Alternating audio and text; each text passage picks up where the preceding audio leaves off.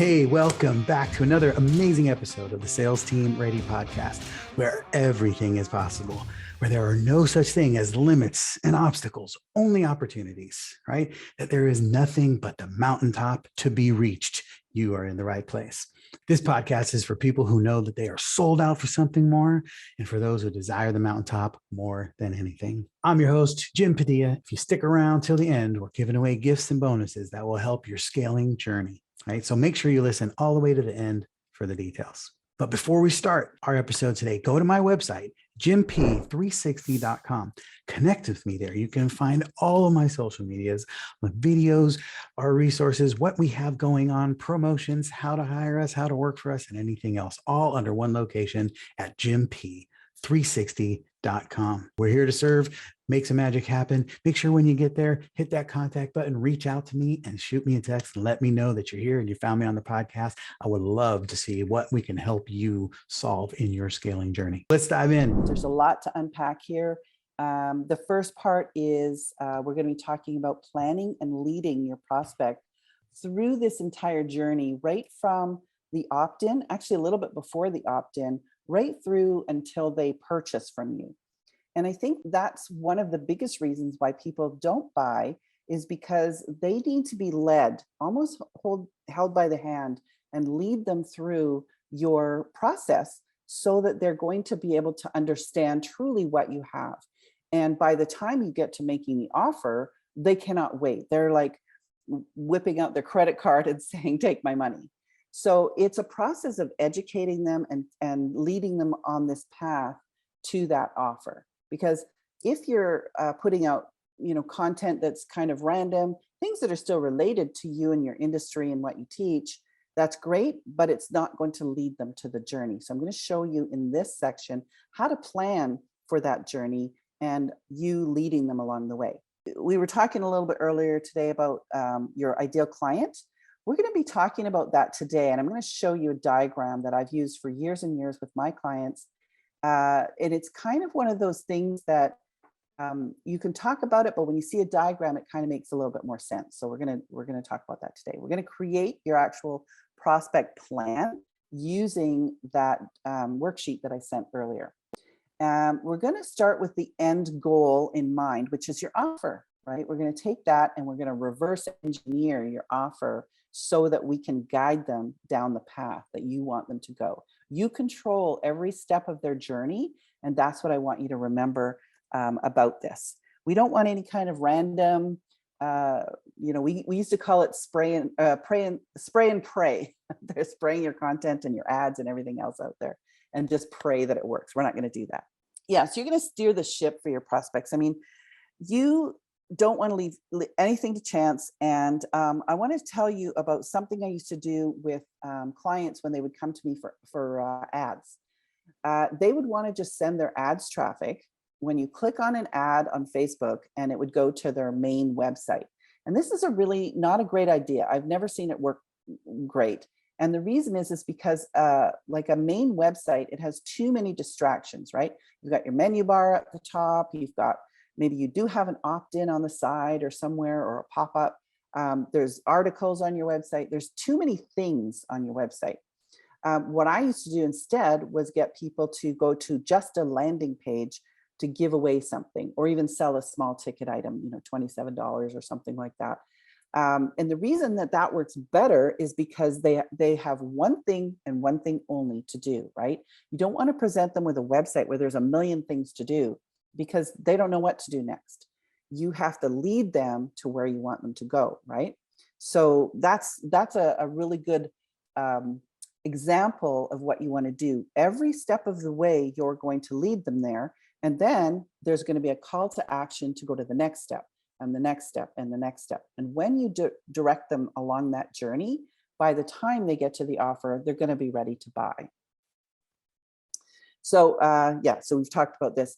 You don't want to roll the dice on your prospects, right? Your prospects need to be led every step of the way. And the other thing that I want to say about this is you want to market to your best client avatar, not your worst. And what I mean by that is sometimes people will hear something from from a client pool or from a prospect pool, and they'll say, oh, my clients don't do X, right? My clients aren't on Facebook or LinkedIn or whatever. And they take that as the gospel truth, right? And it's just not. If you have a small slice or one or two people saying something, they're the vocal ones, but they may not represent what most of your ideal client people are saying. So be really careful of that. Whenever you hear something coming out of your ideal client pool or audience of any kind, stop and say, is that true? Is that really true? Are the bulk of my potential clients really like that? So think about that. All right, so here's the diagram that I have promised. So this is what I call the pebble in the pond ideal client. Picture when you drop a pebble in a pond, right? It's going to land. What happens next? You have that ripple effect, right?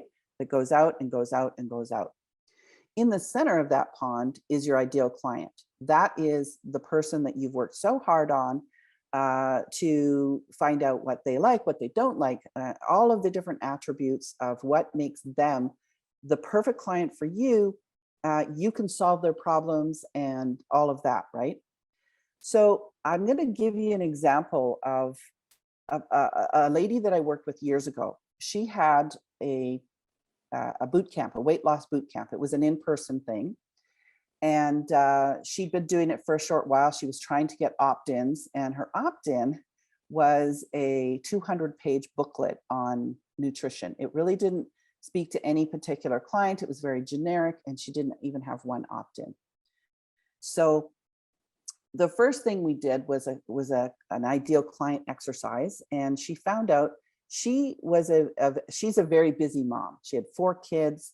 She had this boot camp business, and she also worked part-time in her parents' business, married, was shuffling the kids off to like baseball and dance and whatever else. And so, her concerns were, how do I get nutritious meals and snacks on the table quickly?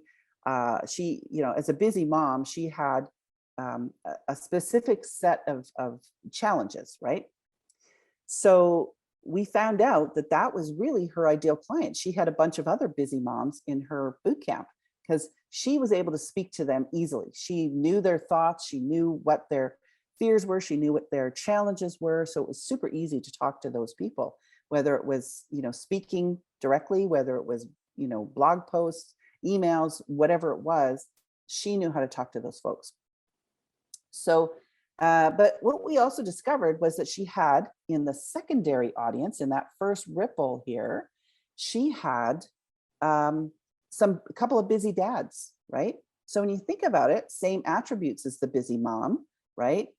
Full-time job, wife, 4 kids, whatever, but they were male. Now, I know some of you don't believe that male and female need to be marketed to differently, but in certain industries, you kind of do. In this case, with body and working out and things like that, it may have been slightly different. They were very closely related, but still had one difference. In the third audience type, she had a few single women. Now, the single women that she had were still very busy, full-time jobs. They had all kinds of other things. One was planning a wedding, so she had that, was very busy. She wants to fit into the wedding dress, lose some weight there. So she had, she still wanted to lose weight, but she had different motivations than the busy moms did, right?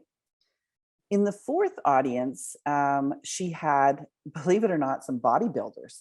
So a couple of the guys that they worked out in the gym all the time, lifting, but they needed to reduce their body fat. They needed to get outside, do some hiking, things like that. So they joined her boot camp. And then in the last audience, she had a couple of older ladies, grandma type people. They were retired. They could spend all day planning their meals and, going to any workout class they wanted because it didn't matter what time it was. So when you look at it as a whole, all of these clients had one thing in common, and that was to lose weight, but they all had very different motivations for doing so, right? So the problem was she was trying to market to all of these people at the same time, and it just doesn't work that way. So what I told her to do instead was stick only to the ideal client, only market to those busy moms. That's it. No other people. Don't try and market to, the bodybuilders. They're not the moms, right? These people are still going to lean in and listen, and they're not the ideal client, but they're still going to buy from you, right? Just like hers did. So only ever do content, marketing, ads, whatever you're going to do to attract those people, only ever pick this person to talk to. The other people are still going to buy. And the other problem is, even if you did try and market to those other people, once you get them as clients, they're going to expect different things, right? They're going to expect that you're going to serve them as opposed to this ideal client. I actually was in a mastermind about 1.5 years ago. I knew right up front I wasn't their ideal client, but I purchased anyways because I saw things in that mastermind that would serve me, but I wouldn't have dreamed of asking them for something different because that's not, I was taking what I needed from this mastermind, but I knew at the same time that I wasn't their perfect client based on the types of marketing they did to me. Does that make sense? So yeah, hopefully that sort of diagram makes some sense to you guys with the types of clients that you will see in your greater pool, but you never want to market directly to them. The only time I would say that you could kind of put out content that would maybe see if there's another type of client is in your pre-opt-in stage to test out. Like, let's just say Facebook or LinkedIn or somewhere, you did a post that kind of called out a secondary or a third type of audience as a test, because you always want to be continually testing, right? I would say that almost everybody I've ever met has at least 2 audiences, an ideal client audience and a secondary audience. However, you still always want to market to your ideal client, never to your secondary. Hopefully that makes sense. So we were just talking about this a few minutes ago. There are different stages of buyers, and I know that Bailey kind of touched on this last week too. There are a few others, but really they can be boiled down into 3 different stages. There's going to be the people that are ready right now. There's going to be people that are self-aware. They know they have the problem. Maybe they're even actively searching for an answer to their problem, but they haven't found it yet. They haven't made a decision. And then the third one is they're agitated. They don't really even understand they have a problem. And that's what I think it was Melinda that was just talking about that. They're kind of agitated. They're not really sure. They don't see the solution, and they're not even really aware they have a problem. So let's talk about the ready now client. This client's actually kind of rare, believe it or not. I know that y'all would love to have a list of buyers, only buyers, and wouldn't that be nice, right? Well, you can if you stick to your ideal client avatar, but realistically, they're not as common as you would hope. These are your low-hanging fruit prospects. They're actively searching for a solution. They do not want to go through a lengthy nurture process. That will just frustrate them. They want the solution right now, right? If you have the solution to their problem, and they see that by the words you say, the content you're putting out, all of those kinds of things, they will just pay you money. You want to make the offer immediately. And this is why at every stage of your offer, every stage of your prospect journey, you want to make offers.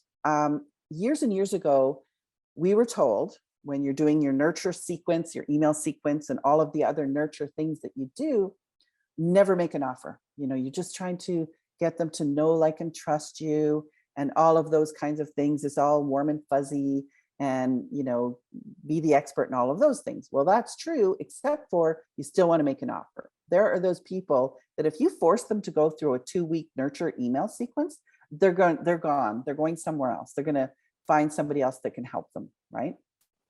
So make the offer right away. The people that aren't ready, they don't buy. They're just going to keep being nurtured. The client self-aware stage is they're aware they've got the problem. They're not really clear on how to solve it. And that's where you come in. You're presenting the solution to them, right? They're looking for a solution. They don't really understand what the solution is. They know they have the problem. They need to believe that you have the answer to their problem. And when you can present that, your prospect journey, if you can outline their problem, their solution with multiple touch points, they're going to believe along the way, okay, I'm ready now, right? Still, you're going to be presenting your offer at some point along the way. And when they're ready, they're going to take you up on it.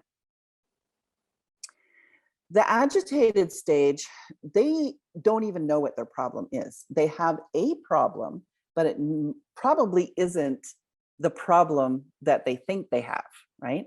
I was watching an interview the other night with somebody was interviewing Howard Stern. And he was mentioning that he used to have severe ADHD and some other issues. And the one where, you have to touch something 3 times, turn around and do all of those kinds of things. And he was saying it was incredibly challenging, but he didn't understand that wasn't, he just thought everybody did that. And, but the problem that he thought he had was that he was always late for work. He would go into the bathroom and that's when it was the worst, getting ready for work. And he would be doing all of his little ritualistic behaviors. And then be late for work. But he thought his problem was being late for work, not all of the ritualistic behaviors.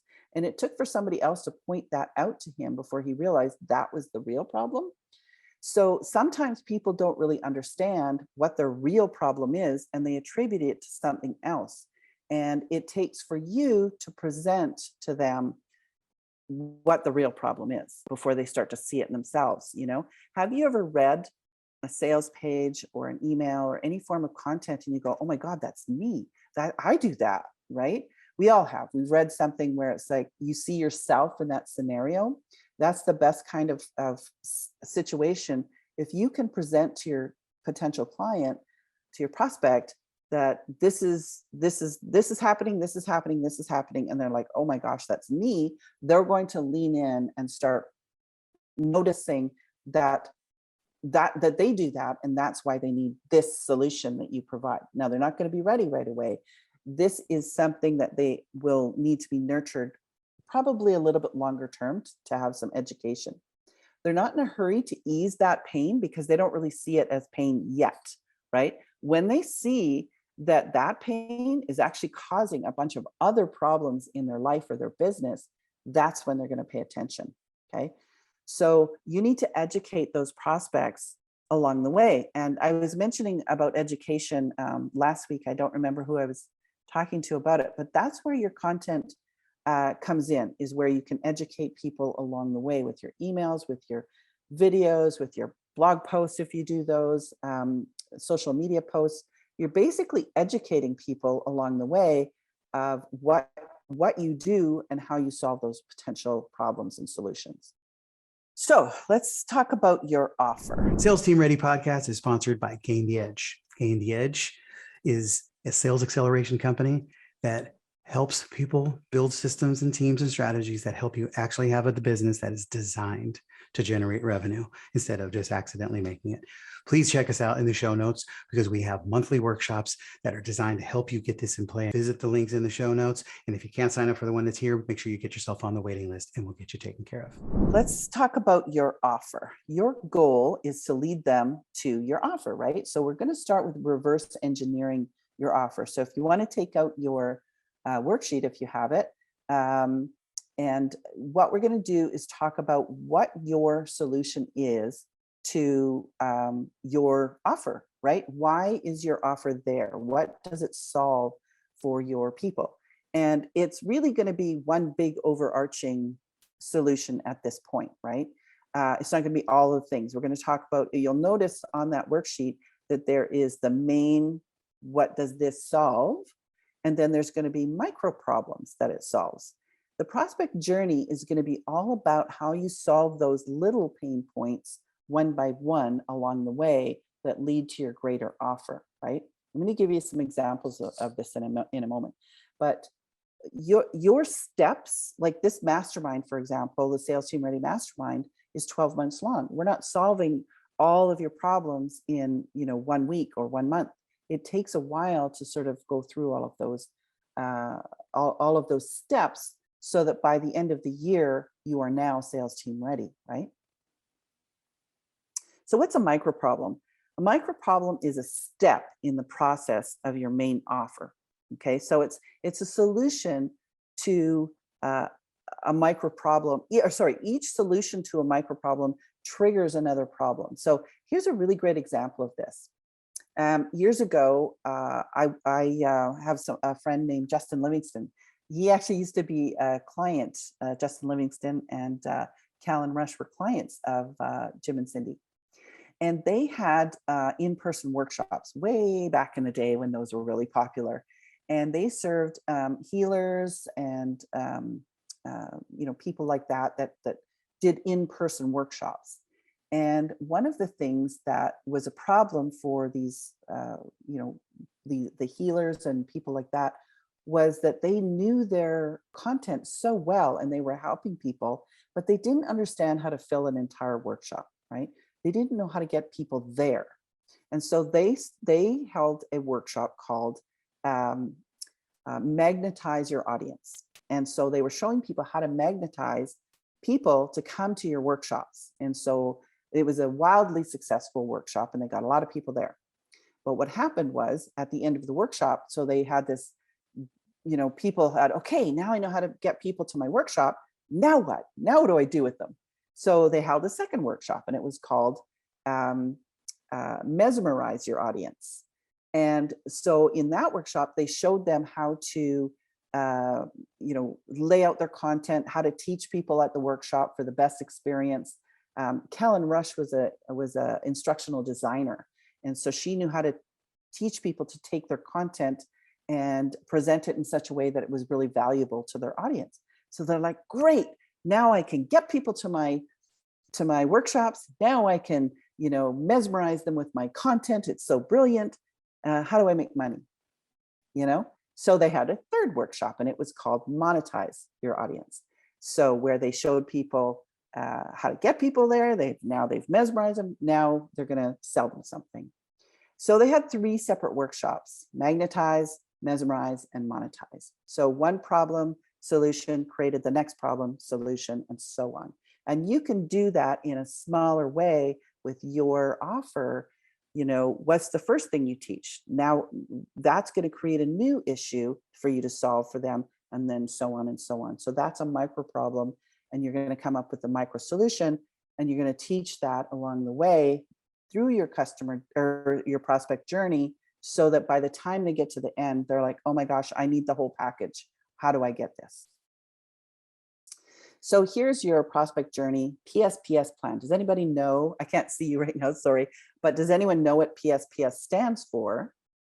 It stands for problem, solution, problem, solution. And so that's basically what you're going to do along the way is, you're not going to solve all of their problems with one webinar, right? Or with one email or one social media post. You're going to do one piece of content that solves one problem, right? So what I want you to do, this is going to be your homework for the next couple of weeks before we get to the next session, is what big problem does your main offer solve, right? And then all of the micro problems that you solve along the way, so that by the time they get to the end of your work together, this big problem is now solved. So here's your timeline to your offer. What I want you to figure out is you're going to calculate how much time you have to present to your main offer. And what I mean by that is when somebody opts into your world, how long do you have before you present your main offer? And this could be where you have like a 1-day event or a 3-day event or some kind of something where you're presenting to the client. It could even be before they book their first one-on-one call with you. But traditionally, when would you present that offer, right? And there's different stages that they might go through. I'm just gonna show you an example of what could happen here. So you have your opt-in gift. This is one of the PSPSs that I enjoy the best, because this is a way for you to really wow your prospective client to get a sense of who you are and what you do. I mentioned earlier about the client who had the 200-page nutrition book that was extremely, it was not written for anybody, just a basic book for anybody. So that's not the way to wow your client. First of all, nobody's going to read a 200-page book that's generic. We all have different nutritional needs and so forth. So the gift needs to be relevant to your main offer. And the reason is because, for example, for me, I've been in sales and marketing for years and years. If I just put out a generic, top 10 tips for marketing, that doesn't necessarily speak to my main offer, right? I want to make it something that's relevant to my main offer. You want to have it solve a problem, usually just one problem, and something that can be consumed quickly. That's why checklists and templates are so popular. People can take them and insert them into their business straight away, and it's very helpful. They're like, wow, I got to use this right away. It solved my problem. And now, there's that little bit of trust factor that comes in for you, right? Next time, I'm going to go into this a little bit more when we get into the content further, but I use something that I call the Ninja thank you page. That is, I don't give away the opt-in gift on the thank you page. I don't know if you've heard this before or not, but this is something I've used for years and years with myself and my clients. I always give it away in the email. So the page looks something like this. Thank you for requesting your copy of whatever the name of your opt-in gift is. Please check your email in about 10 minutes. It's zooming through the universe to your inbox, or whatever, however you would say it. And then you're going to present something else on the thank you page. Remember how I mentioned earlier, you're going to use that call to action every step of the way, right? So on your thank you page, you're going to present them with a call to action. It could be anything, like it could be a one-on-one call with you. Maybe have a video of yourself thanking them, and etc. and free call, book here, and whatever. Or it could be the next step is a webinar or workshop, which is what I've presented here. Maybe you've got a webinar coming up or a workshop. And again, it should be related to your offer, solving a problem from your main offer.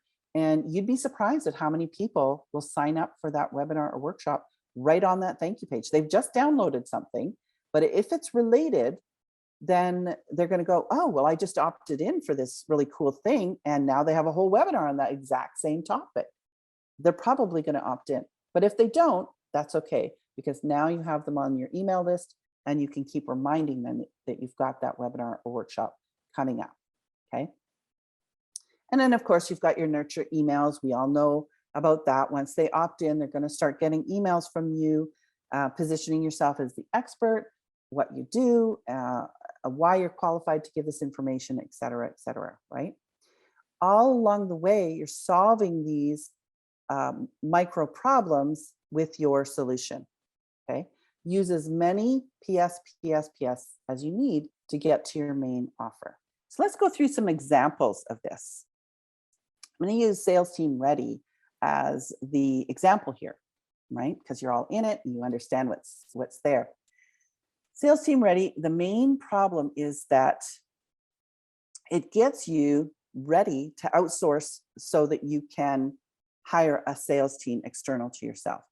And I've actually been in this position where I've been hired as an outsourced salesperson, and I've come into that company and they're not ready. They don't have the systems in place. They don't have enough leads coming in, etc. There's lots of different problems. And it's very frustrating for those outsourced salespeople because we're not getting enough leads to make enough sales. Maybe their payment system isn't, whatever. There's lots of other things that aren't working. And so therefore, the salespeople aren't set up for success, right? So let's look at some micro problems that Sales Team Ready solves before you actually get, or well, actually in the mastermind itself, but some ideas that you could get to lead people into this mastermind. So they talk about the ideal client avatar, right? The ideal client avatar is something that you'll never stop talking about. It's something that you're always going to constantly be tweaking and making getting to know that person, becoming really intimate with who they are, asking at every stage of the game, will this satisfy my ideal client? Yes, no, um, a compelling offer. Oftentimes I've seen along the way, people think they have a sales problem when what they really have is an offer problem. They have an offer that's not compelling. It doesn't address the problem. It doesn't show the bleeding neck, if you will. It doesn't, there's no compelling reason for them to buy it, right? You want to have it so that people are like, I don't care where I get the money. I don't care what my spouse says. I have to do this now. They understand that this solution is going to change their life in some way, right? Sales Team Ready also teaches you how to discover your top traffic sources, the customer journey, so that you can automate that process, right? Because especially for solo or solo entrepreneurs or smaller teams, when you're doing everything, it's a lot of work. So you want to try and automate some of that. And so this is some of the things that Sales Team Ready Mastermind helps to solve, right? And then the accelerate part of it is obviously the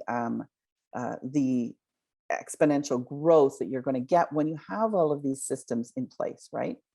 So let's look at ideal client avatar, right? One of the things that Sales Team Ready does is investigate your market, right? You want to identify your best, most lucrative clients. And that's why that pebble in the pond, that ideal market in the center, is so important, because you're going to get that low-hanging fruit. Those people already know they have a problem. They're looking for a solution, most likely, and they recognize themselves in the copy that you're putting out, right? You're going to put out stuff like educational content, like your lead magnet, your blog posts, your videos, podcasts, talking about the importance of having clarity on your ideal client as a step towards getting Sales Team Ready, right? So that's what Jim and Cindy are doing. They put out content like that all the time, right? Another example is creating your compelling and impossible to refuse offer tailored to the needs and desires of your dream clients. This is actually right on the sales page of the Sales Team Ready Mastermind, right? They know what people attending this mastermind need. They understand that when you're by yourself trying to create your offer, it may or may not contain the elements that a buyer needs to showcase it, so that they understand that this is the mastermind for them, right? So they need to show you how to create that offer so that it's super clear to your ideal client, right? This is kind of the same thing. If you don't have enough leads coming in, your sales team's not going to be happy, right? I guarantee that. If you have leads coming in, then you have something for your sales team to actually do, and you will be making money. The bottom line for this is businesses can't accelerate or grow without having systems in place, right? Including a sales process. And that's one of the biggest things that Sales Team Ready shows you how to do. For example, coming up this month on the 28th, Gain the Edge has the one-day workshop coming up that is a planning workshop, right? Showing people how they can plan their business for this next year, right? And they have little workshops along the way. There was one, what's the one that was canceled? I can't remember what it was called now, but it was basically the one where it shows you how to get event ready, right? How to create and plan your event. That's something that Sales Team Ready teaches you how to do, because Jim and Cindy know that speaking and events are one of the best ways to get clients, right? When you can present to a group of people, whether it's a webinar, a one-day event, a three-day event, you're going to get clients from that if you're presenting it in the best way possible, right?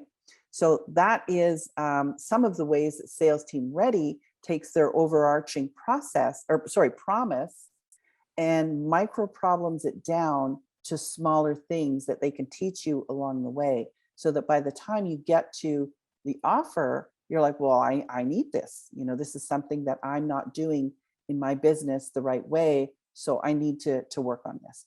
Now, that's not something that can be done in a week or a month, right? You're going to have to go through that 12-month process to be able to do this. But you can, through a webinar or a smaller event or a blog post or a social media post, present one small problem solution, right? PS. So here's what your prospect journey roadmap is going to look like, right? You're going to start with your offer, right? You're going to micro problem solution that down, right? All of these different PSPSs, you're going to present those micro problems and solve to trigger the next step and call to action. Always put a call to action out there for every single step of your journey. I don't care if it's a blog post or a video or it could be your main offer that you're presenting. I prefer to sort of stagger it. I don't necessarily present an offer at every single stage, but I will present a call to action for the next step in the journey, right? So let's just say you had a series of 3 videos that you were doing with people. What you're going to do is kind of tease the next video and say, be sure to come back tomorrow where I'm going to be presenting XYZ to get them to come back to whether it's your website or your Facebook page or whatever it is, so that they watch the next one, right? I kind of did something similar to that here, where I told you what the topics were for the next 2 presentations so that you would come back and watch those, right? Your nurture sequence, you're positioning yourself as the expert while showcasing your results, right? You can present client results as well to showcase that you know what you're talking about. You are the expert here. And then your opt-in. So your opt-in, you notice I have that at the end here. So the offer starts here. It kind of goes both ways, but the offer starts here and the roadmap goes this way, so that your opt-in gift solves a problem, shows your expertise, and introduces you, but it all starts with what your offer is. You're not going to just put out a random gift. You're going to make it related to whatever your main offer is.